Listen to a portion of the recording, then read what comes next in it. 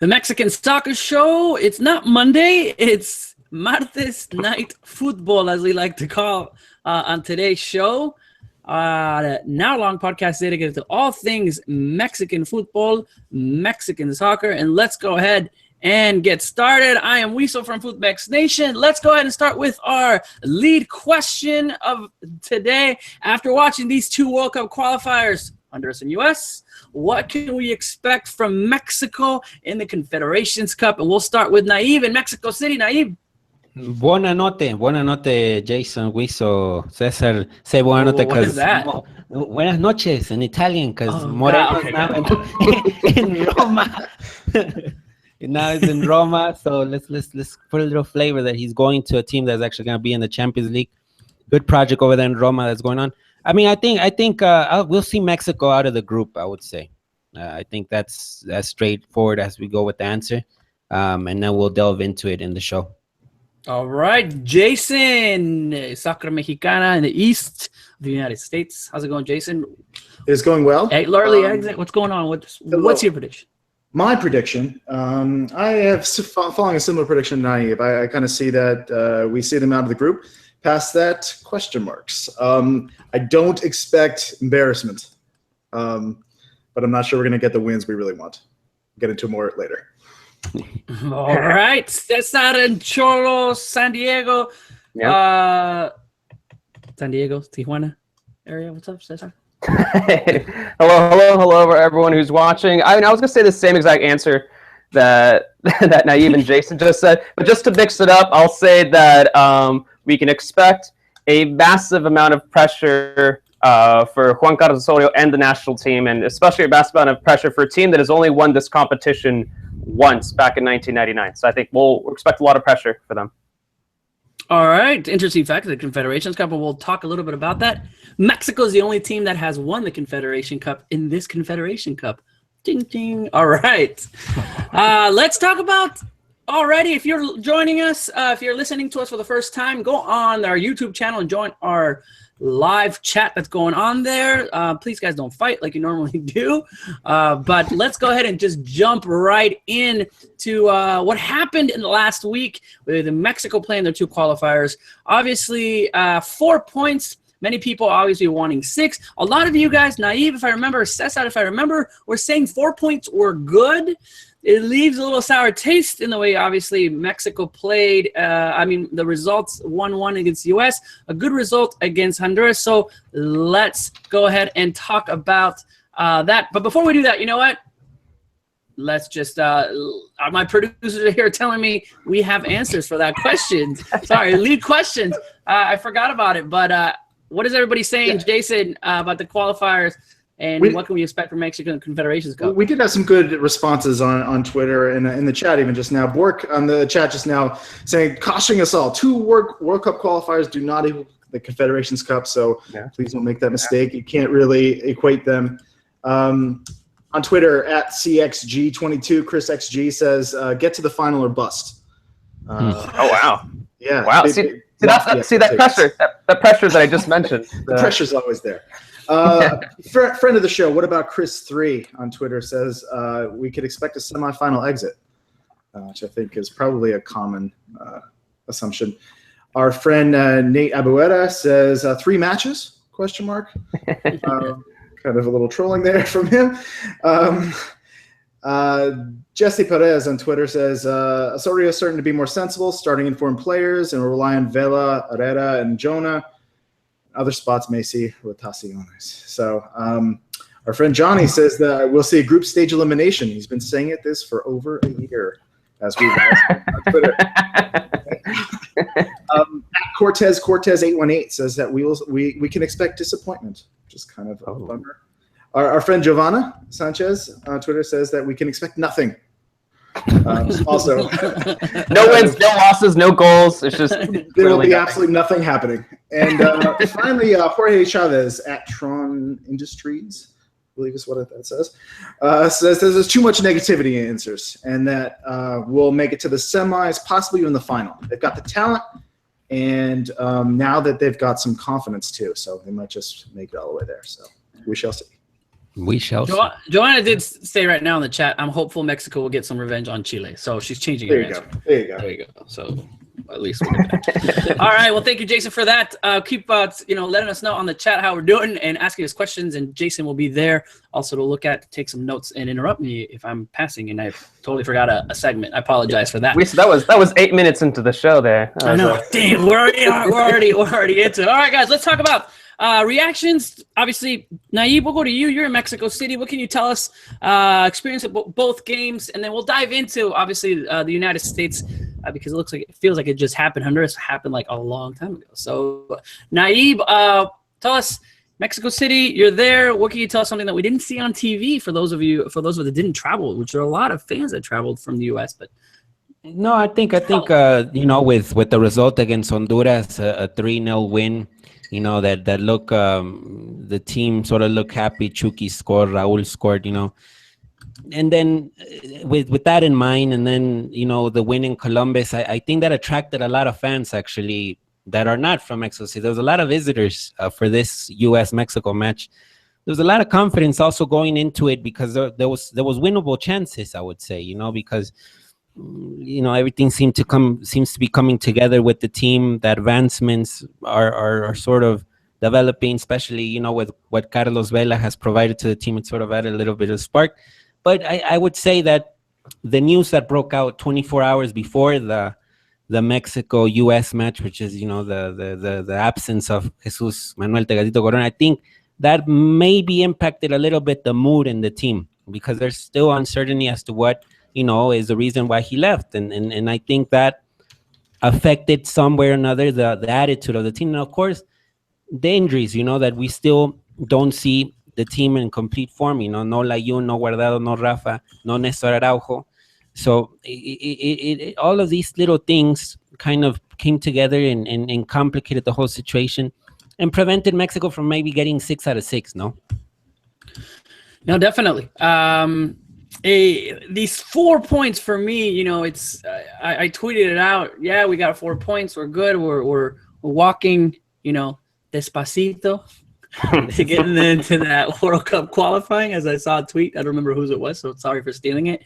But to me, it was an electric atmosphere. I was there. It was awesome to see everybody getting ready for it. And the U.S. fans, I traveled with obviously the PVA guys. A lot of people were the very first time in Mexico City and in the Azteca here in the national team for the national anthem for the first time. It was also electric. It wasn't greatest result for them for traveling, but when you look back on it, I kind of look back at Tuiso in 2013 and just go, man, we have no worries this time. I mean, it was a horrible time there in June 2013 already with what was happening in that Titanic, if you remember that. So. It's all about perspective, isn't it? I mean, like the last time, Mexico got that 0-0 draw. It was just. You could even. I'm sure. I wasn't at that game, but I could kind of sense it from the crowd, just like watching at home, that the crowd reacted at least not nearly as negatively as they did in that match in the Azteca back in 2013. This is. Mexico has been able to get 4 points over the U.S. Mexico's doing quite well in World Cup qualifying. So it's just. I know it wasn't Mexico's best performance. I think on another day, Mexico probably should have been able to get a win over this U.S. side, which was very defensive. But yeah, I guess I wasn't nearly as bummed out or depressed by this result. But I think it's all because of perspective of how well Mexico's doing, and that there were injuries, and also that I don't know. It seemed kind of clear that Osoto's kind of had the Confederations Cup in mind and didn't want to risk playing a few of those key players. And I was at the qualifier in 2013, and the atmosphere there was, my perspective from what I watched on television with this one, it was very different. I think because obviously the situation was a lot different, and Mexico were coming off another disappointing result when they faced the U.S. and couldn't get the win there. But just the general flow of this game was a lot different than that match in 2013. Yeah. When the U.S. were visiting, where the U.S. were completely bunkered in that match. And this match was a little more free-flowing and wide open. It was definitely defensive. The U.S. were definitely defensive. But, there were things happening on both sides of the field. There were chances on both sides of the field. that game back in 2013 was the Mexico just trying to get through 11 people in front of that goal, and they just couldn't do it. It was just frustrating. It frustrated the fans. I think that's why the fans started to turn, because it was just so frustrating. Yeah. I think it goes back to it's not a surprise that it's a 1-1. I'll say it right now. I think I'm not surprised at the 1-1 result, given what happened. So many players missing, right? And I don't want to call it as an excuse, because a lot of people are saying, "Oh, now you're not angered that Mexico can't even beat their rivals, the U.S. that hasn't had that great of a team." But looking at it, they played 3 games before in less than, I think, a week and a half. We had 4 really bad absences, because if you look at the 4 that were not there, Rafa Marquez, Guardado, Araujo, and who am I missing? And Layun, yeah, and Layun. And I think all of those, in one way or another, were needed against the U.S. It's like we don't have a right back. It's like we need wanted. So Osorio experimenting there, looking with Alanis, and he saw that there was that wasn't working out. So it's not a surprise. The error that happened with Chicharito, no one saw that one coming. Yeah. So I think I'm not. Details. Yeah, I'm not surprised on the 1-1. I am kind of like, it leaves me with a bitter, like, wow, we can't beat the U.S. in Mexico. Yeah. I think also people aren't that angry because we did win, in Columbus, taking 4 points from the U.S. and 2. It's a good result, but we got to beat our rivals. I'm sorry. I mean, I'm not completely happy. We have to win these games in Mexico City against the United States. So it kind of just leaves me analyzing. All right, it's cool, but as a fan, I expect Mexico to beat the U.S.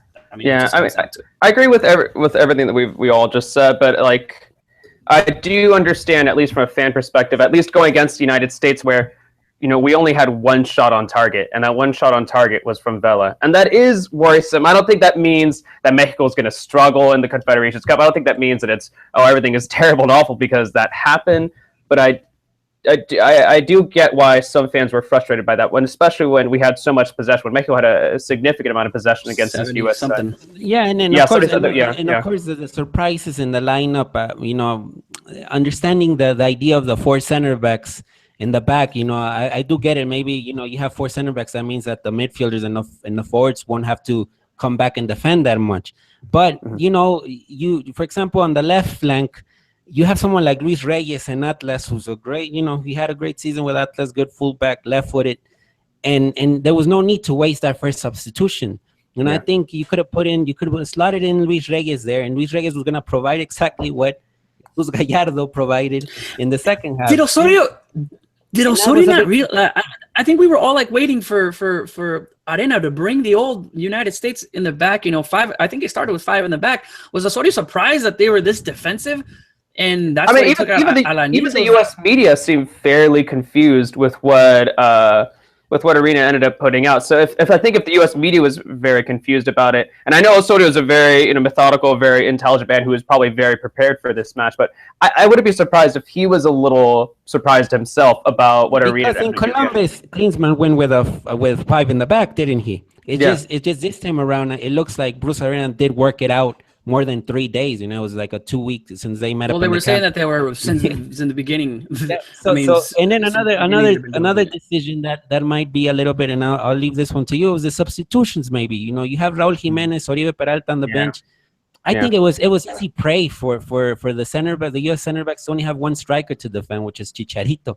I think if 2 strikers would have been on top, I think that would have complicated the situation for the center backs, because they had to spread out, and move around and see which one to mark, So, and I understand the idea, to open the field by integrating more wingers, but at the point, it seemed that they got on top of each other. It was like, on the left wing, everybody's in them. Gallardo was basically Lozano, and Lozano was nowhere to be seen just because it was far too congested in that area. And I would have liked to see, like you just said, Naib, I would have liked to have seen Raúl Jiménez, especially at least in the last 15 minutes of the match. I know I could see what he was trying to do with bringing out Jonah for Orbelin, but I don't know, maybe it was a man-to-man substitution. That one actually. Mm-hmm. I just at that point I would have liked to have seen Jimenez. I think that would have been ideal. I really think that game was screaming for Jimenez, from early on. I mean, what he could bring for Mexico up front. And And like Naive said, just only Chicharito up in the front and the middle, and it wasn't working. It was pretty clear early on in that first half it wasn't working, and it continued throughout the rest of the match. So I was also quite surprised that kind of rode out for the full 90 minutes. It was, and even Uribe, as Naive mentioned as well. I mean, could have made a difference up there at the front, but it was a problem for Mexico, definitely. The positives from the game. Let's start there. We talked about all these substitution, but let's positive the game. Even though we were down by one. I was at the game 4 minutes in, Bradley with the golazo. And I know everyone's, crapping on Ochoa, but it was such a quick take.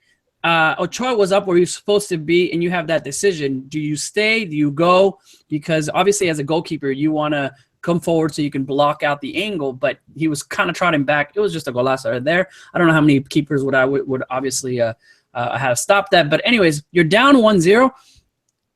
I knew Mexico. It wasn't the old Mexico where they were, they were going to lose. At least they were going to score. I saw the talent that we had, and we'll find a way. And it's funny because I was thinking, I'm like, there's nobody that could, if they bunker back, there's nobody that could, run through 3 players on that team. And then all of a sudden I started thinking Carlos Vela. It has to be Carlos Vela. The only way, because there's no way there's going to be a lob to Chicharito and score with 3 of the guys being taller than him. So it's got to be some kind of weird, play. I was like, maybe a geo play, maybe something. I even got little glimpses of 2011 when it was 1-0 in that Gold Cup win. I was like, dang, Mexico is down to the United States. It's really hard for them to come back up because we didn't see it for 10 years. When the U.S. would score 1-0, then they would score the 2-0. Mexico would just psychologically just explode and wouldn't come back for that. But for some reason, this team, I was like, no, we're going to score and maybe we're going to win. We did score the 1-1. I like the fact that even seeing Ochoa after that 1-0, he kept saying everybody calm down. So there's that there's a different mentality of these guys. That if they're down 1-0, and we've seen it before against other teams, they're down 1 or 2, they can come back. It wasn't that psychological hit like we've seen Mexico suffer from before. So that's one of my positives. Any other positives for you guys? I think Hector Herrera, obviously he's done quite well, not only just in that game against the U.S., but also against Honduras. I don't know, maybe he just, also we have to bring up the fact that he almost scored the game winner too. He was just inches away from. We could be having an entirely different conversation if Herrera would have scored that game winner for Mexico there. So I think that's one positive, and I think that's especially good because it looks like Osorio is a big fan of giving Herrera minutes. So if he is going to continue to give him minutes, it's nice to see. He's got the most minutes with the national team, right? Minutes? Yeah. So I think he's got the most minutes. Yeah. This is good that if he's going to continue giving him starts, that he does well for Mexico. It is a good, I would say a good feeling to see Herrera kind of get back to the same level that he was in 2014. But also in the U.S. game, he really didn't have any marking. He got a lot of open space around him. Yeah. And I think that's not going to be the case against Portugal. Yeah. And you do need a natural holding midfielder that can sort of just destroy the play in the midfield, and that's the thing. We will get into the Confederations Cup list, but there's no holding midfielder. It's just Rafa, and Rafa's not 100%, so it's like, who is going to be there to take that place? You can say it's going to be Herrera, but Herrera doesn't really have that in his essence. Herrera's more of a guy that loves to attack more than to defend. And I think that's why we've not seen Herrera be Herrera, because Juan Carlos Osorio is playing him in that holding, coming from the back, which is doing that. Rafa, Chicharito's. That's not Chicharito, coming all the way back. And if you see, obviously he let go of the ball in the middle. That's our forward. That's a star forward. Playing in that way, the way that Osorio has him. It didn't work obviously with him messing up against Bradley. A lot of people don't remember that, Vela got the ball from Chicharito after a tunnel. I went back, I'm like, that was Chicharito who gave him that ball too. So I don't think he had a horrible game like a lot of people are saying, because there's no chances that he had up there, but I don't think he had the greatest of games. So it goes to show all these rotations that are, players that are playing in that whole Osvaldo Alanis, playing, pretty much 4 center backs. That was straight up just 4 center backs. It was 4 center backs in the back. Like, no one's playing. How even though I think Alanis started there in his career, but was this all because he's trying to get ready for the Confederation Cup, which worries a little bit because this is our rivals. We got to bring our best. But so I'm just kind of I want to go on something you just said, Lisa, about Chicharito, like in the way he was playing and coming back. I mean, you look at our other options in that position. These are players that can do that effectively. Raul can play the ball effectively. Uribe can be the hold-up man and play that ball effectively. So at some point, we have to question, okay, if Mexico, and maybe they don't, maybe it is, we don't need our forward doing that. But if the way we are lined up is demanding that the forward comes back and plays that way, we have the guys that can do that. Chicharito's not really that guy. And also, especially since Jimenez and Uribe, I don't know if I want to give minutes to Uribe, but like if we do need someone to be a little bit more physical, I think that is an alternative there, especially in this second half of matches. If you want someone who's a little bit more physical, a little bit stronger up there in the striker position.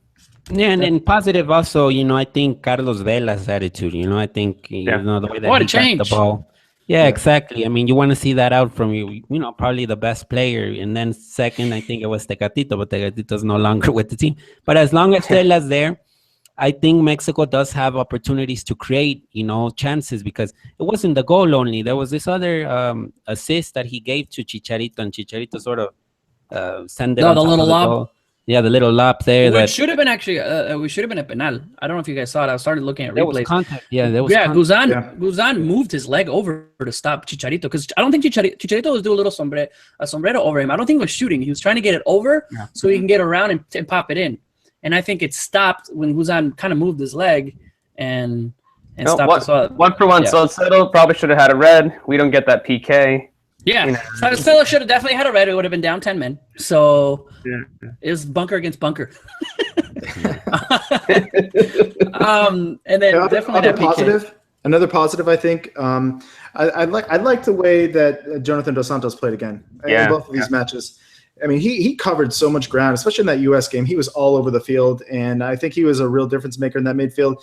I think we saw like some of that. I mean, especially with that Chicharito era. But I think like Mexico again, like we saw the U.S. kind of come out and were pressing a bit in that first 15 minutes, and Mexico were struggling to kind of cope with that a bit.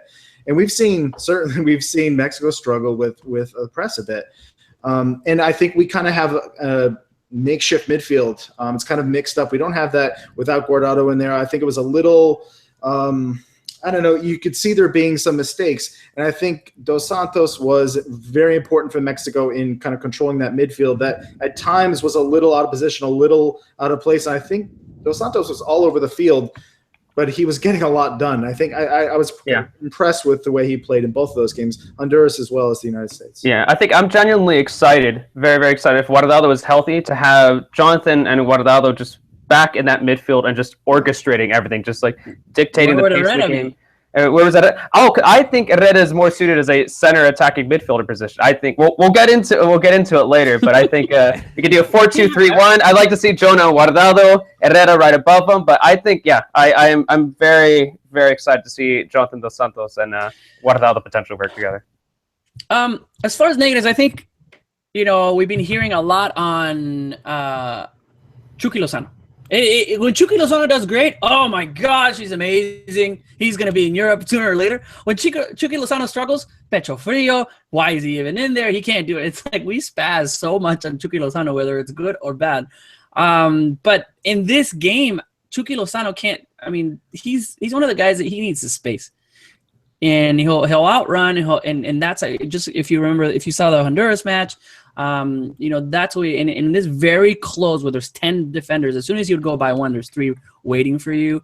I don't think we should judge Chucky Lozano that much because it wasn't that type of game. We needed Tecatito in there for sure. Tecatito needs to do kind of like what Carlos Vela did. It looked like exactly almost it looked like, if you look at the Ireland game, do you remember when Tecatito scored against Ireland? It went Ochoa, then someone, and then Tecatito. I think it was Jonathan who passed it off a corner, and that's what Tecatito can do. That's what Carlos Vela can do. I don't see Chucky Lozano going over 3 or 4 players and then shooting. He's that type of guy that gets in front of somebody, and he struggles when there's 10 in the back. He's going to struggle against CONCACAF teams, but and we'll talk a little bit later in Confederation. I think Chucky will do better against teams like Portugal, against teams like Russia that are going to give him that space because they're going to, attack. They're going to bunker down. Yeah. No. I think that's a good point with Chucky. I mean, I think the difference is maybe Tecatito has a good dribble. He's really good on the one-on-ones. He usually excels in those. And that's key for Tecatito. For Chucky, it's more direct. But let's also remember, I think in Pachuca, he does have to create plays for his team because a lot of balls go to him. And that's why he's the most foul player, one of the most foul players in Liga MX, is because he's always on the ball and trying to create for the teammates. And look, Chucky's is still, is starting. I think we put a lot of pressure on the kid, but he's a youngster still. I think Tecatito didn't start getting onto the picture once he was already in Europe. Chucky's already in the picture while still being in Liga MX. So it tells you a little bit of how advanced he's been from the rest in the league. But and there's cases where it's successful. I remember the game in Vancouver, of course, a different opponent against Canada. He started and he did well. Because of the spaces that we're given. The spaces that we're given. When a team is going forward to win, the teams and Canada needed to go to the World Cup. They needed to beat Mexico, and they went forward. And that's why I feel Chucky got in and he scored. I'm telling you, I think Chucky's going to do well in the Confederations Cup. There will be teams that attack Mexico. I think that's when Chucky does great in, and he's trained. I think Osorio loves that. Against any bunker, Chucky's not going to do that great. Yeah, no, good. And we talked about it beforehand already, but just I forget if we talked about it during the show, if we talked about it before we started the show. But we talked about how the U.S. men's national team was so condensed, and that basically once Gallardo came in, he basically took over on that left wing role, and that Chucky was kind of forced between Chicharito and Gallardo, and then it was just kind of hard for him to try to find space. How do you guys rate Gallardo? Yeah, everyone's saying he did really well, but his crosses were horrible. As soon as they got at the end of the ball, he went around 2-3 players. Don't get me wrong, but the minute I think there was one where you straight in. I mean, he was. I didn't think he did that great. I guess what I like about Gallardo just in general is I think he's kind of like Tecatito or like Irving Lozano light. There's something there that he could be on that level. He's still defending.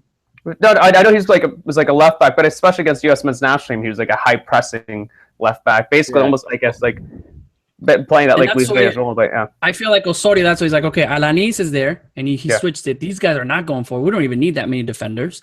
I'm going to put in Gallardo, which I kind of liked, but it looked like Gallardo couldn't do anything at the end when he finally went around. The players. But like Naib said, if we're going to be doing that, why don't we just start Luis Reyes, who could be doing a little bit more defensively, but still be more high pressing than Alanis? So yeah.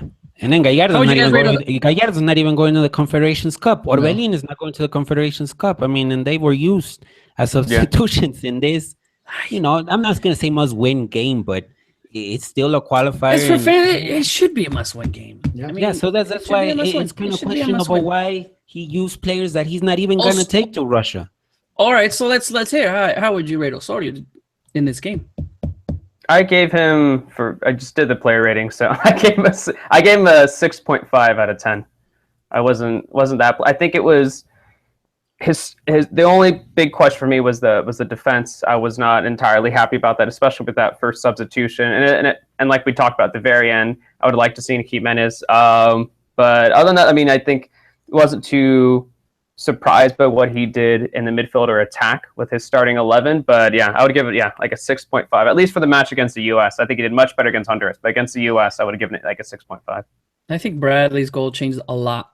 I think for what it was at the very beginning, when Bradley scored and obviously the U.S. came back, that's when Osorio was like, okay, whatever I just did needs to be erased because there's no way we're going to be able to. He changed Alanis, he put in Gallardo.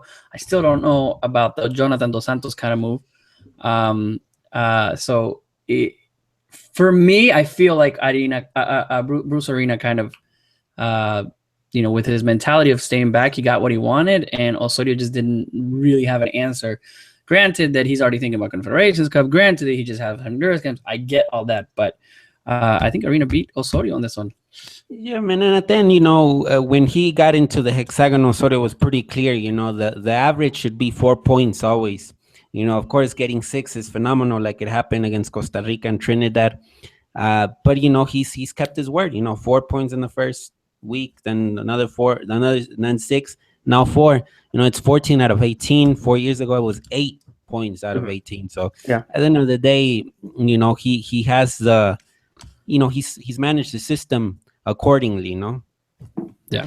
I think I think the same thing with Osorio always is like you could add up the points and yes, it checks out. The win-loss record looks great. But I think it comes back to the point where you are the better team and you're playing at home. You want that win. And it's disappointing when you don't get it. In the grand scheme of things, it doesn't really make a big difference because Mexico's moving on to the World Cup and they have the Confederations Cup on the horizon. But you want that win because you are ostensibly the better team and you are at home and you should be getting that win. Now, I don't fault – you can't just lay that all at the feet of Osorio. I mean, it's not really fair, but, I mean, it's a disappointment that you don't get the win, but in the grand scheme, it doesn't matter. But I think you look at the substitutions. I think you could find some faults there. I think he was dealing with the injuries, as we mentioned earlier. And I think he had a couple players that didn't perform to their usual standards, which is to be expected in this kind of situation. So not all at the feet of Osorio. I kind of agree with Cesar, kind of like that. If we're putting it on a scale of 1 to 10, in that 6 to 7 range kind of seems fair. I don't think he got everything right. I don't think you could just say horrible that he wasn't able to get the win either. It's just kind of, all right, we'll see. We'll see in Russia, I think, is what we'll kind of. Does it feel like maybe he wasn't like the whole, obviously the coach is from Colombia. He didn't feel that we needed to beat the United States. I don't think so. Honestly, I believe so. Yeah. I believe he went on paper. I need to get him to the World Cup. I need him to do well in the World Cup. I need him to do well in Confederation Cup. Yeah, I want that rivalry for him. I think he's seeing it as a very intelligent, and I'm giving him props for it because the heart does, Aguirre would have gone in there. Hugo Sanchez would have gone in there and be like, no, I am winning. I'm going all out. I'm not resting Guardado. I'm not resting Rafa. I'm not resting anyone. I'm going full out to beat the United States. Because that's what we do. Como dijo Chicharito today, somos muy chingones, that. Maybe it's good that we have Osorio because he's seeing it from from the point of view of my job is to get you guys to the World Cup. Remember what happened last time when you wanted to win these games and they bunkered you and you tied? So I feel that that's sometimes when you have a Mexican manager, you understand as the fans that you need to get a win in the Azteca. We had a Mexican manager last time and it didn't happen, but it was just something that I wanted to add. Just resting Guardado. I mean, or not having that type of mentality to win the game. But 1-1. Maybe it also helps out that hey, you get a tie in the Azteca. It's not that big of a deal, man. It's we always going crazy on ties. There's been many ties. All lost the Azteca, so that would have been horrible. Which glad that didn't happen. Completely different story. To end the game, the U.S. completely happy that they got the tie. I mean, I said it on a tweet. Pulisic said that they were going to win, and he was right because they were celebrating like they won out of there. Which goes back to my question: where was Pulisic? I mean, this is a wonder kid. Your best player on the team, it gets shut out. I think Herrera did a great job with him. There were several plays though where he did, going over like 4 players. Go over 4 players. That looked pretty easy. And then he did have that shot with the right foot, but it was off. It was totally off. But but that was about it. But then again, it's the idea. The idea was to sit back. And that's minimal. Really slim. How frustrating is that? I wish I would like that. Like talk to players, especially U.S. players. They play Mexico, and they tell you. Like Pulisic, I'm sure he's just inching to do something. He's like, no, we need you to sit back. No, because Pulisic will go running, and then there will be no other option open. It was just him against all Mexico. It was. I mean, I'm not gonna lie. It was a little scary sometimes when he had possession, and I was afraid of something happening. He was always. It's something he was constantly one step away, one player away from really creating something that could have hurt Mexico, could have gotten a loss from Mexico. But yeah, no, I think Mexico's defense, considering the fact that they quickly went from 4 central defenders to bringing out Alanis, I think they did a decent job. I think some of the, especially, I think Moreno actually had a decent game. I was fairly happy with Moreno. All right, guys. Well, any other thoughts? The U.S. qualifiers. Now we start thinking about the Confederations Cup. And before we kind of move on, a lot of people are asking about Tecatito. You know, do we have any knowledge on what happened? And I'll tell you kind of how it went. The day before, we got to. I flew in on Friday. I got in and went to the Centro Alto Rendimiento, the car. If you don't know, that's where Mexico trains, which is like 15 hours away from Mexico City, FYI. It's way on the outskirts of city, and I think they do that purposely. In this neighborhood where it's like, Naive, you've been there. I was kind of just so surprised how there's houses around it. So if anyone lives in those houses, they could just see Mexico train, fully visible what Osorio was doing. I'm actually surprised that there are no TV, cameras that go in there and just put a little camera because you can see everything. But anyway, expecting a normal training with, a press conference, and we're waiting there. Tom, me, and all of the journalists were just waiting, and Osorio comes in very fast. Usually he comes in and maybe waves. He comes in, sits down, puts on his glasses, and he starts, the press conference. Before I begin, I want to make an announcement. Tecatito, because of personal reasons, he will not be traveling to Confederations Cup. It is his own personal reasons, and that's all we know. Okay, let's start. But in a very, very weird mood. Never seen Juan Carlos Osorio. Kind of like he was surprised. He was maybe angry, or he's dealing with the problem, because even Hector Herrera's face was also very like. I almost felt like they were about to say something when he's like, "I have an announcement to make," like he was quitting or something huge. So what can we take off of that? You obviously heard, and I think I tweeted it out. Osorio said that he wishes his family well. So we kind of see that it's more of his family. There's questions that are coming around. The first thing you think about, all right, what did he do? If you remember the Dueña situation, right? Supposedly rumors of stuff that he's on off the field and the problems at home. But if it was that, guys, if it was something like him, did something stupid, I don't think they can ask FIFA to replace him for the Confederations Cup. Just because you went and did something dumb and you're not part of the squad, you can't replace him for, FIFA's not going to allow you. The fact that FIFA allowed a substitution means this is serious. So that's where you can kind of take that in. I don't think a lot of people are saying now doping, because they would have said it. You don't make it a scandal or make it something like that. The federation will say if it's because of doping, if it's whatever, and they have to deal with it. The fact that the Mexico isn't saying anything means that it's a pretty big deal. And until the player says or wants to say what is really going on, I think we're not going to hear anything. And then obviously there's going to be speculation, but that's all we know. I think speculating, especially on that end, I know, my mind's running rampant on what could it be, if it's serious, if it's family issues, whatever. But the fact that he just, his social media, he's off of social media means even more. So that's all we have, guys. I know that you're probably expecting some kind of, what we really think about, but it's kind of hard to speculate. I don't know, Naive, Cesar, and Jason. I think it's just unfortunate that a player of his caliber, scored 5 goals in the Juan Carlos Osorio era, important goals, I would say, and he won't take part in this Confederations Cup. Big loss for him. It would have been really important, as a chance to showcase his talents, because we know that he's in Porto, probably staying another year, but I think that was a great opportunity, a personal opportunity, because it's a good way to showcase how far you can go, how important and of a player you can be. But it's all of these unfortunate events that occur around the national team sometimes that are off the field issues. This was a moment where you could say that Mexico was going to go to Russia with a strong team, where all of the players possible, even Carlos Vela's involved now.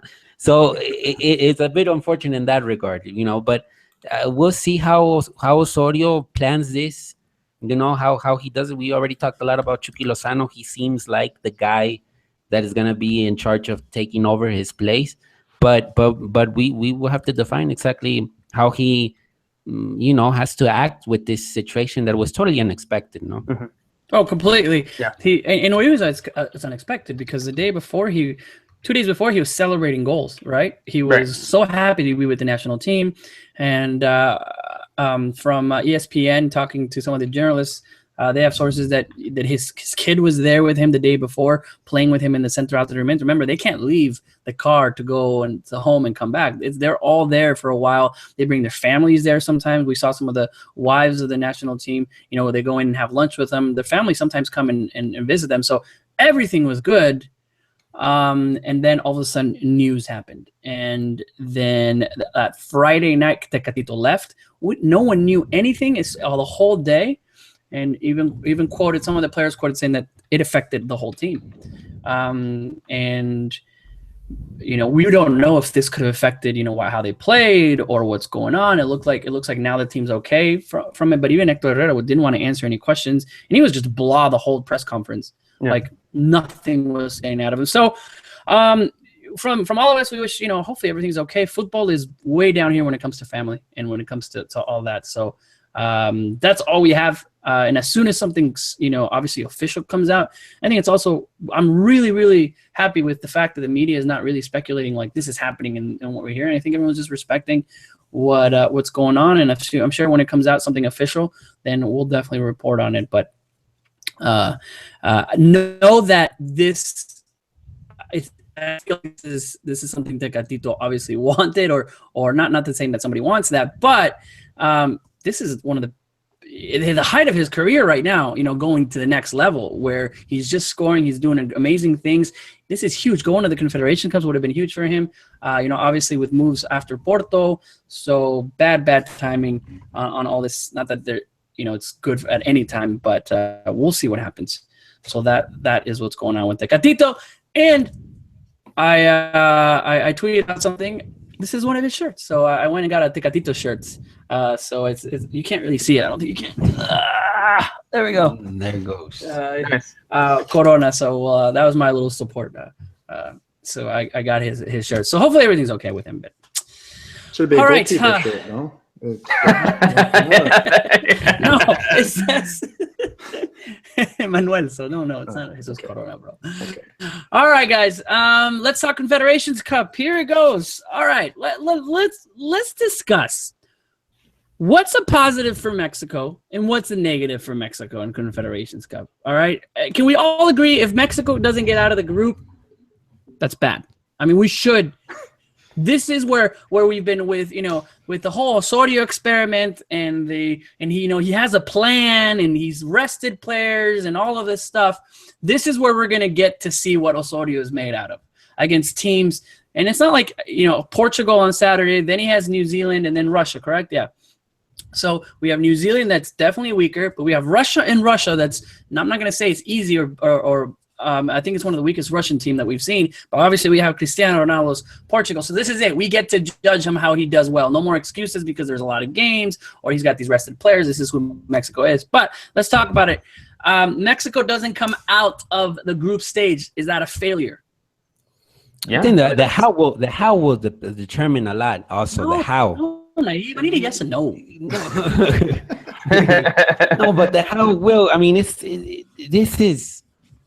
I mean, how to explain this? I mean, if you go to the Confederations, it's supposed to strengthen your process. I think that's what happened with La Volpe in 2005. It put the idea and it made it stronger. With Osorio, that's what it is. It has to show that the idea is getting stronger and that the players actually, when they speak out and say, we love Osorio's idea, we love how he trains, well, those are just words. We want to see actions. And this is probably the major test. So the how, whether it's going to be a good result or a bad result, is going to be really important here. Because, these are teams, well, like you said, I mean, Portugal, it's not going to be easy. A draw is good result against Portugal. So that's how the U.S. messages to the Mexico, right? Like, I look at that. I look at that. Like, are we the U.S. right now playing against Mexico in the Azteca? That if we say a draw is a good result, is that how it is? Because I think looking back at the expectations we talked about earlier too, there's something we said that there's going to be high expectation for Mexico. There's going to be high expectation for Osorio, and I think the big expectations for Mexico is because that Osorio. I mean, let's talk about Osorio first. The fact that he's still trying to overcome. I know it's been over a year. He's still trying to overcome that 7-0 loss from Chile. When you talk to people who criticize Osorio, that is probably number one on the list. And then after that is rotations about, the things that they don't like about the manager. So this will provide him a bigger stage, a much bigger stage than anything that he has been able to do in CONCACAF in order to silence his doubters. So that'll be a good opportunity for him there. And then obviously for Mexico, just winning something outside of CONCACAF once again, not a Gold Cup title. This is them doing well on the world stage. So and it's gonna be high expectations of them, but they need to be getting out of the group stage. I think that's just how it is. They're going again. I know Russia will be home. I know Portugal's will be difficult, but when you have a team like New Zealand, I don't know. Mexico should be getting out of this group stage. I think it'll be a failure if they don't get out of it. I agree, and okay. I think it's a failure. I agree with Naib. Also, it does depend on a lot will depend on what they look like and how they play and the manner in which they play. If it's a bunker situation and sneaker result against Portugal, I'm not going to be super excited about that. But I think these are teams that Mexico should be able to play against, as Cesar alluded to as well. This is a chance, like from the Copa America until now, we have these friendlies, we have CONCACAF competition, but now we have an actual tournament, right? So, whatever the merits of this tournament are, this is an actual tournament where teams are trying to compete to win, and we have some top-level teams in this tournament. No matter how seriously they're taking it, you have real competition in a real tournament, and this is a chance where Mexico can prove themselves against a higher level of competition. So it is very important, not only that they perform and get the wins, because in a knockout tournament, crazy things happen. You get a loss here, whatever. And it could be extremely disappointing, but I think and I believe, and I know this won't always be the case, but we should judge the managers on how the teams play. Ultimately, they need to get the results. But, in a knockout tournament, teams get knocked out for crazy reasons. It depends on how they play. That being said, yes, they need to get out of the group. Okay, they get out of the group. All right, they get out of the group. And it's not like, hey, you got a couple games before the semifinals. They get out of the group, they're going to face either Germany or Chile. Yeah, right? What is it, the U23 German national team, which still is a very scary side nonetheless. U23, there's no one of the senior. No, they're senior players. It's not a U23 player. It's a B team. Yeah. But what high name? Quality players are in Germany. They're going to be here. Anybody know? Well, Mustafi, the center back from Arsenal's there. I'd have to look at the roster again. Yeah, I don't know. Ter Stegen. I think Ter Stegen is in the Barcelona goalkeeper. But here, the last Confederations was total disaster, for Mexico. They lost against Italy. They lost against Brazil. Oh, wait. Do you expect to get out of that group though? No, but the way that that you could tell that team was going, that the ship was sinking in the last Confederations Cup. That was the signal. The red alert was there, but it was crazy. You could tell that the team was sort of. But it's still about results. Mexico plays right now against Brazil, Italy, and Japan. They get out of the group with Osorio. They'd at least have a better chance to do a better performance. They have a better chance because they're coming in a better form. No, right now this team is coming in a way better form though. You're playing against Portugal, the surprising European champion, because no one saw Portugal winning this thing. Yeah. Last year it was all France that seemed, France is going to win. They're home, everything. And all of a sudden it surprises.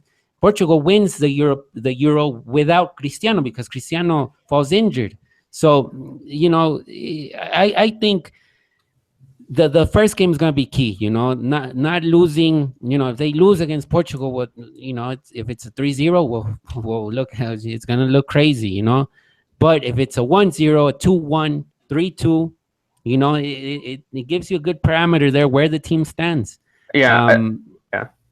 And then against New Zealand, against New Zealand, you can get the win. That's kind of the win scenario for Mexico. Russia, we'll see. It could also be a win or a draw.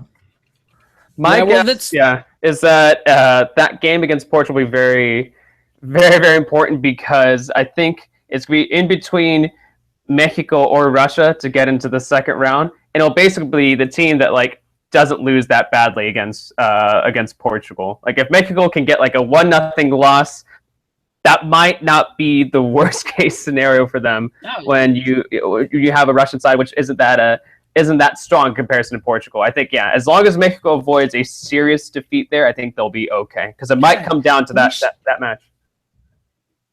I don't know, but I'm thinking, all right, we're gonna get out of the group stage, or we should. I demand it's a failure. We could see us losing the Portugal game, but let's not even talk about that. Let's say we get out, we play against Germany, or Portugal. Yes, Germany's still Germany, regardless if Germany or Chile. Chile. I'm sorry, Germany and Chile. Chile, let's say, gets first, Germany gets second, or even the other way around. Mexico plays well, but they're out, right? And they're out of the Confederations Cup after that very first game, because after that they'll play for the third place game, no? The one that's insignificant, but that's something. If you remember the 2005 World Cup the Confederations Cup, where in the back of our minds Mexico did well, right? If you remember, that's one of the Confederations Cups aside from the one that we won. That was a good showing. In that sense, if anybody remembers that, where Mexico did well, we talked about that Confederations Cup. I think I remember Salcido's golazo. Did he ended up going? He was on the left side and he ran all the way. But this is where I go. We need to make that extra step to win, to get to that semifinals. If it doesn't happen, okay, it doesn't happen. But we have Osorio for a reason, and we should be better. And this is where we strive to win. And I feel that if we're getting out of that, and we should say Mexico to do something, let's not be the same result. Let's get to that semifinal. That's what I'm wanting to do. Now, when you look at that matchup, Chile again, it's going to be great. But if we get out, just like you said, Naive, I'm with you. It's how we play. And we'll see. We'll see what happens. It's kind of hard with Osorio. Yeah, this is like Jason. What? Where were you gonna say, Jason? I think we look at this whole thing. Will Mexico play with these teams as equals, on equal footing? If they play with them in terms of equal, whatever the results, I think we could look at it on the positive side of things. I know we won't all do that, but I think if they play on equal terms, all these matches are competitive, and not because of the score line, but because of the way Mexico played on equal footing with these teams, then we say, okay, this is good for us. Yeah. We're going to get to that, jugamos como siempre y perdemos como nunca after the group stage, because hey, whatever. As long as we get out of the group stage, I'm okay. Because even if we lose the semi, we need to make that extra jump. We need to make that extra jump. We demand that extra jump. Come on. That's what we need to. I'm probably being far too practical here. It's difficult because of the memory of last year. I think that's why this is difficult, because if you think about it, last year with all these having three different goalkeepers in the group stage, Yasser Corona being one of the starters, all of this memory coming back. Like, okay, how much did he learn from that Centenario? And he's gonna show it here in the Confederations. How much really did he learn? All that 50 day of thinking of the 7-0, the talks with Bielsa, philosophical talks with Bielsa. Yeah. How much did that help? Because in the Hex, it looks fine. Winning in Columbus was great. And right now the team is on the verge of reaching the World Cup in a calm style. Well, now this is another test. Despacito. But it's not gonna be it's not, if it goes totally bad. Well, people are gonna be like, "Oh, que se vaya Osorio." No. But I think the end of it all is a World Cup, and that's a year from now. Yeah, exactly. And keep it stable. The guy, maybe he's doing one part right, another part's not gonna go right. It's just difficult. I'm not gonna to really define what is gonna happen here. It's hard. I'll be happy with a third place finish. I'll just leave it out there. Just happy with third place. More than all right. We make out of the group stage. Even if we lose the semifinal match, we fight for the third place spot. I'll take that. I'm good. I'm happy. Look. If, for example, Mexico faces Chile in the semis and Mexico beats Chile, poof. Oh, that's a game changer for Osorio and for the whole team in general, And it's possible because Mexico can beat Chile. Yeah. Mexico has beat Chile, but anyway, we could get it. It's funny because we start bringing up Chile, and then that's just. I was slow in our brain. We're like, oh my gosh, Chile and whatever. I get it, right? Because of the 7-0, they won. It's like Argentina scared of Chile for the rest of their lives, and so are we. But you look back like 3 years ago, like Chile wasn't a team that was, or even Portugal. Like these were like it weren't like world class amazing teams. Yeah, they're winning. And it's completely changed. But I really hope the mentality of the players that, hey, we can beat a Portugal. Cristiano Ronaldo having a bad game, right? Which he won't. But I feel like we can do something against Portugal. We might be able to beat Portugal. We might be able to beat. We're gonna beat New Zealand. We could beat Russia. And then if we play well and we play smart, I feel that if a Germany comes in and maybe it's not the German team, but we can play well against them and sneak in a win there. That's what I mean about Osorio. All of a sudden he surprises you with something, or we get this result. We're like, wow, Osorio did it, kind of like the Uruguay result, And I get that it wasn't the greatest of games, but or Mexico winning in Columbus. It's you can just kind of see it skyrocket. But maybe that's just the fan in me that's dreaming and step back. So, Confederations Cup roster. I know we're getting towards the end really quick, but as far as the Confederations Cup and the roster that's going in there, obviously replacing Tecatito was a big news coming in the Confederations Cup. Anything naive that stood out from you on there? Gallito Vasquez not making it. I was kind of surprised, really. No, I think the idea of the holding midfielder, no? Like he had Molina there, and he decided to take off Molina and take Oribe Peralta. So now he has Raúl, Oribe, and Chicharito as the strikers. But other than that, I think the list is complete. The lack of fullbacks, but it looks like Osorio doesn't really, Salcedo has been the right back for the last 4 games, basically. So it looks like there's no need of a right back there. The way that he sees the game, it's just going to be, this is going to be, you take Rafa, and if Rafa doesn't really participate that much in the Confederations because he's not 100%, then why waste a spot for a player that is really not going to contribute that much? Because you're telling me, okay, he's not going to play against Portugal, but he might play against New Zealand because New Zealand is the weakest link. But then against Russia, he doesn't play. I mean, it's going to be interesting. If you're taking Rafa, it means that he can play. But then again, he hasn't played that much since March. So it's a risky move to take Rafa in this occasion, in my opinion. And that's wasting a place, basically, in the roster. Yeah, I think with the roster, I think it's good. I don't really have that many complaints. I think Molina was my only question mark. But then again, you could make the argument that he may or may not be a starter for Mexico. So I think it was a solid roster. I'm not too bothered by it. I think I think Osorio chose some decent options. All right, well, we'll see. We discussed the Confederations Cup. Obviously, we'd like more time with it, but it's going to get interesting. I'm excited. to watch these games and see where we stand against these teams. Really quick, I know we don't have a lot of time. Big news this morning, Hector Moreno and also Mr. Carlos Salcedo moving clubs. Hector Moreno, it was so unexpected, too, in the morning. I'm like, what? All of a sudden, Roma tweets out, and he's going to Roma, defender's paradise. I mean, right now, it's a good move, naive, right, Jason? For those of you, I'm not a big fan of Calcio, by the way, but I think it's a great move for Hector Moreno in the sense that he's going to a club with so much history too.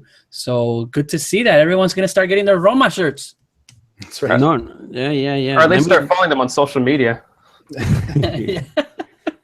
No, I think it's a good move for him. I think it's a club that it's sort of following a new kind of era without Totti because he already retired. So it's a different kind of Roma that Moreno will arrive to.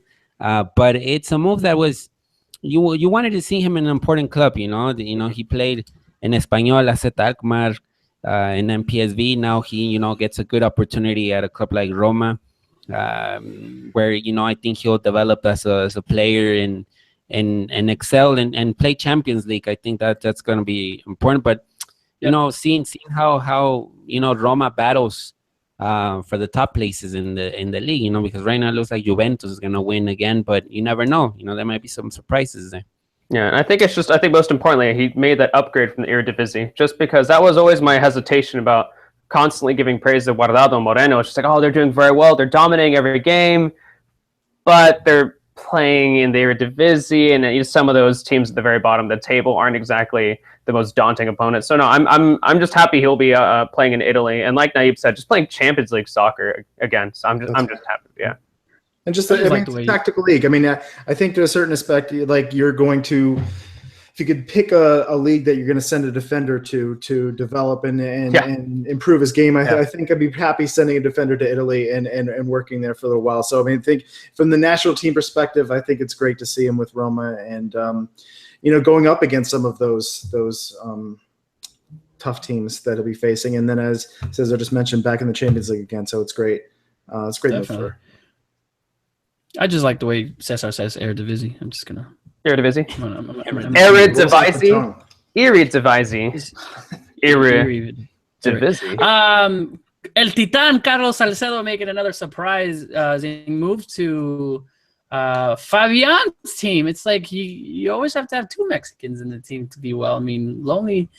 So one leaves, now Guardado, and Carlos Salcedo moves in with somebody else. So that's good. Good to see that. Naive and I have this little theory. It's Chivas, man. Chivas love sending people to Germany. Yeah, I mean, no, I think it's good moves there with a lot of props to Chivas, because they're loaning Salcedo. And there were rumors here in Liga MX that they could have sold him to a club here in Mexico. Monterrey was really interested. That was a rumor. And then they could have sold him to Monterrey. But no, they opted to leave him over there in Europe. And hopefully, he is able to win a starting role over there in Eintracht, and see if he can develop a bit more. I think the experience in Fiorentina was phenomenal now. He's going to another league, a different style, no? Yeah, and it's a loan with an option to buy. So I think the option to buy is a big thing here because they could end up buying him, and he could end up staying in the Bundesliga. And if he does well with Frankfurt, I mean, who knows what happens next season too? Dude, this is the comment of the night. One of the greatest comments. JP Santoyo. Can more Mexicans join each other's teams in Europe? Less games to watch might help me keep my girlfriend. Epic. I mean, it did it really quickly. It is kind of crazy on those Saturdays and Sundays. Like, all right, I'm going to wake up at 5 a.m. I'm going to keep watching soccer until 3 p.m., 5 p.m., watch Liga MX. What do you think on Sunday? It is, man. Yeah.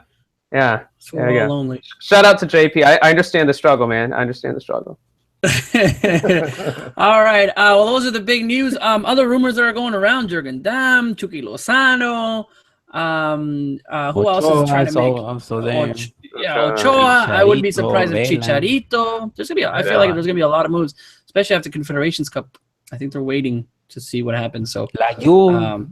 Layun. Rangers. Really. Yeah. Actually, everyone from Porto. Just take the three. You take one, you're gonna take the three. Who wants them? I'm predicting a Mexican's gonna be playing in France. That's my prediction. I don't know who. Okay. Best of luck, team. Best of luck to Ochoa. Best of luck back to Ajaccio. All right, guys. What else? Well, we had this little game. You know what? We're gonna do it, even though it's a little late. We're gonna do. It's called confidence level game.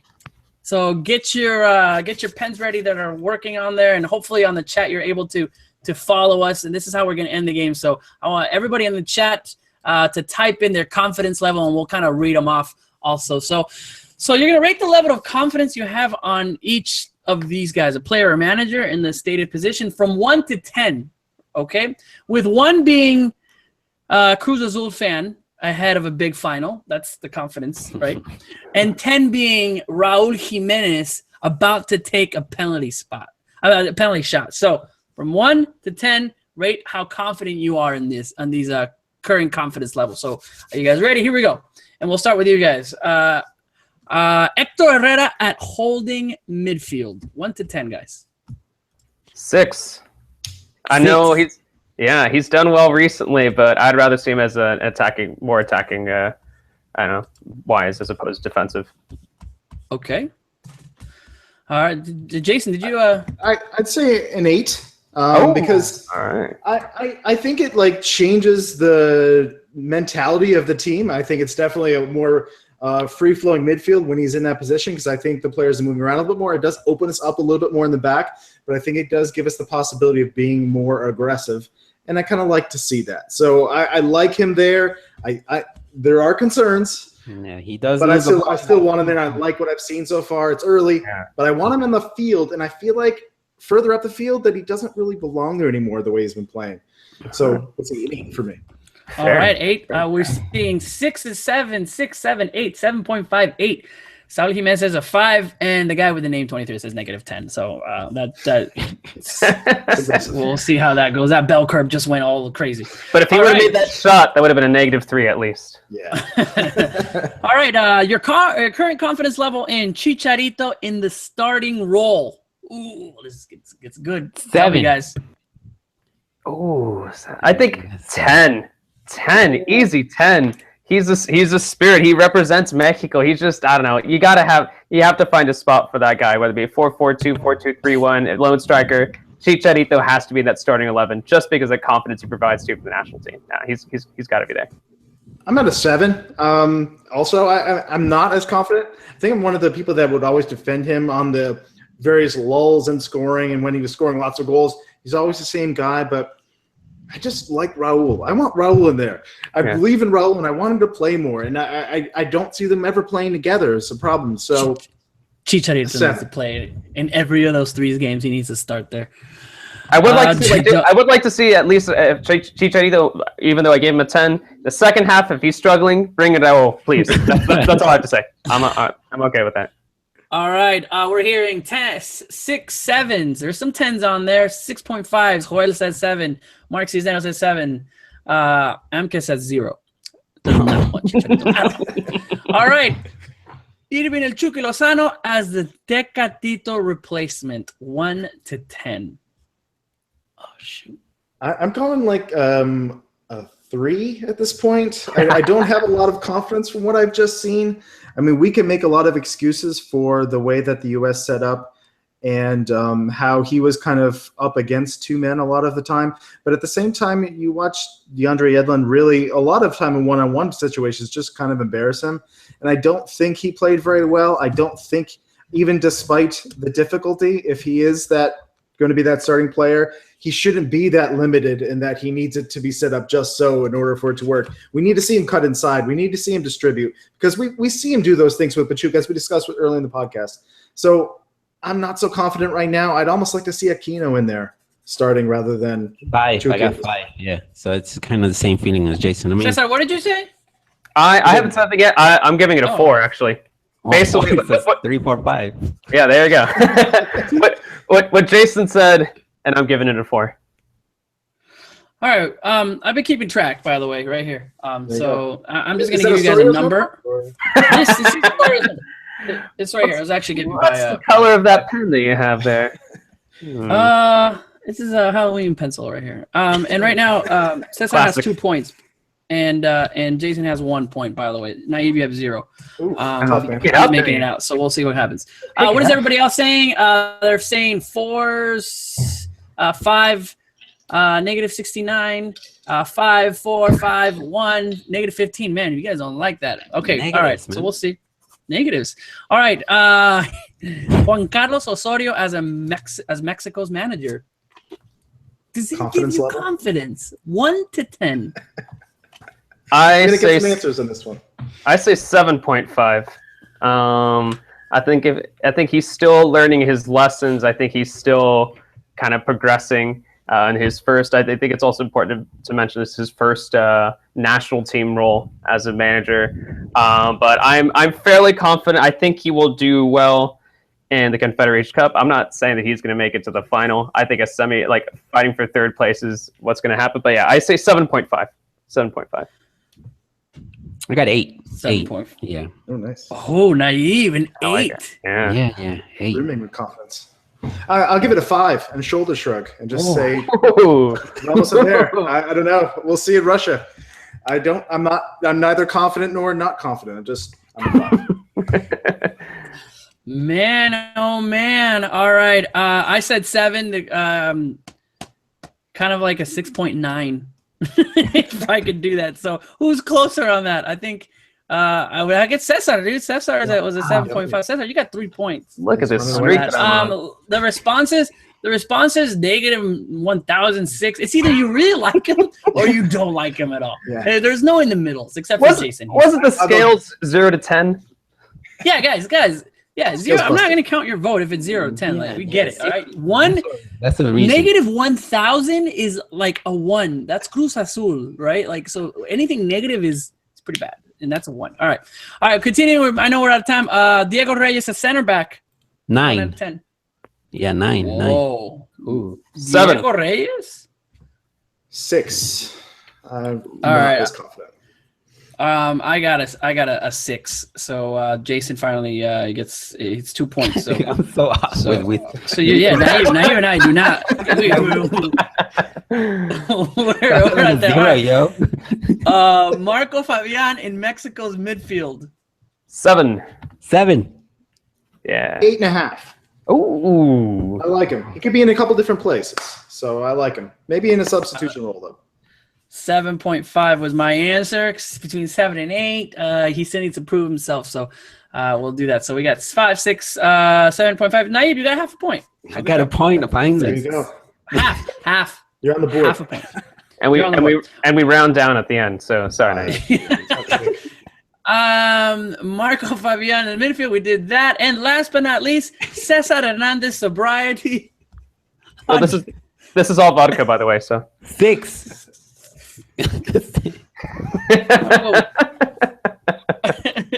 I go with 16 ounces is what I'm going with. 40. All right. The correct answer was 1. All right, well, a little fun game to play. Cesar is our winner today. Naib, we round down, so you got 0 points. We'll do that, guys. Great, fun. I know we went a little over, so thank you very much. We have lots of answers. And thanks to everybody. Somebody was it Carlos Barron? Yeah, man, this is from the Gold Cup that they gave out. So I still have it. I think I grabbed like 6 of them, so they're everywhere. So. Dude, they give out like books. I have like one. pens from the Gold Cup. They're so nice, man. They're really nice. Dude, Gold Cup always, like I know that people, but Gold Cup and CONCACAF related tournaments, they always give you cool stuff. So I think this right here, the Centenario, we got that. So, all right, guys. Big week for Mexico, as you know. We'll try to get in contact with Tom. I know people are asking about Tom. He's flying. He just he arrived after 67 hours of flying or whatever he was saying in his Facebook. Definitely follow Tom on Twitter and follow him on Facebook. He does amazing videos on Facebook right after. I mean, as soon as the Mexico match ended in the U.S., I look over to him, and he already has his little selfie stick out doing a video on the reactions. So it's kind of funny. I'm going to film him doing it because he little selfie sticks. It's kind of funny he looks. But other than that, Mexico's coming up. And we're going to have some stuff from the Mexican Soccer Show. I know it. Some videos that we'll be doing. I'm sure there's going to be some type of news before the Saturday game. So anything big, we'll try to jump on the Mexican Soccer Show. Sunday? Yeah. Sunday. Yeah. Sunday game. So we will we'll see where obviously Mexico goes, and I'm sure, like I said, there's gonna be news. I'm sure. And we'll try to have a show before then. So. Naib, muchísimas gracias for joining on. Jason, it was good to see you, sir, jumping on. And Mr. Cesar Hernandez. Today's campeón. What? I said today's campeón after today's winner. Correct. Today's winner. Saying hello to Amy, our awesome intern, Amy Amelia. That's her little blog that she had, so I always go into it. So Amy is live tweeting right now. And make sure to follow her. So lots of people in the Mexican Soccer Show. And make sure you, if you haven't subscribe to the channel and follow us on all of our platforms. We'll let Mr. Jason Markowitz, never mind, you lost. Cesar, you won. You can take us away. Ooh, all right. So let's see how Mexico does the Confederations Cup. It's obviously a massive tournament. And most importantly, let's see if Osorio can survive any kind of inevitable criticism that will arrive during the tournament. But yeah, Sunday, 8 a.m. Pacific time, Mexico's going to be taking on Portugal. Let's see how Mexico does. Cool. All right, guys. Well, that's been another edition of the Mexican Soccer Show. Send us your questions, and we'll try to answer them, too, for the next show. And thanks for all of you that are being on the chat And those that are following us that are not live, thanks for listening to us on YouTube or on iTunes. Have a wonderful, wonderful week. Y nos vemos hasta la próxima. See you later. Adiós. Adiós. It's not stopping. I think